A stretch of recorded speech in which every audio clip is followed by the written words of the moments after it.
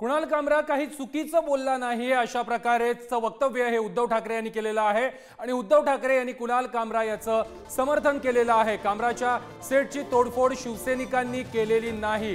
काल काही भेकड लोकांनी कामराच्या सेटची तोडफोड केली असं देखील उद्धव ठाकरे म्हणाले।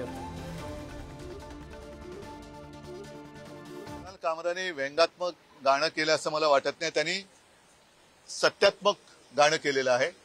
जे सत्य आहे ते त्यांनी जनभावना त्यांनी मांडलेल्या आहेत। आम्ही आज सुद्धा बोलतोय, जे चोरी करतात ते गद्दार आहेत। आणि पहिल्या प्रथम मी महाराष्ट्राच्या जनतेला स्पष्ट करू इच्छितो की काल कामराच्या इथे जी काही तोडफोड केली ती शिवसैनिकांनी केलेली नाही। त्याचा शिवसेनेशी संबंध नाही। ही कदाचित एसएनसी गटाने केली असेल किंवा गद्दार सेनेच्या एसएनसी गटाने केलेली असेल। जे भेकड लोक आहेत त्यांना त्या गाण्यावरनं तथाकथित त्यांच्या गद्दार नेत्याचा अपमान झाला असं वाटलं म्हणून तोडफोड केली।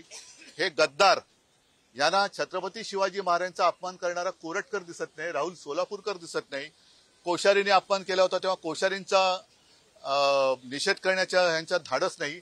हे भेकड लोक आहेत आणि गद्दारच आहेत। त्याच्यामुळे कुणाल कामराने काही अयोग्य केले असं माझं मत नाही। कुणाल कामराने जनभावना व्यक्त केलेल्या आहेत। मुख्यमंत्री महोदयांना मी सांगू इच्छितो की न्याय सगळ्यांना सारखा पाहिजे।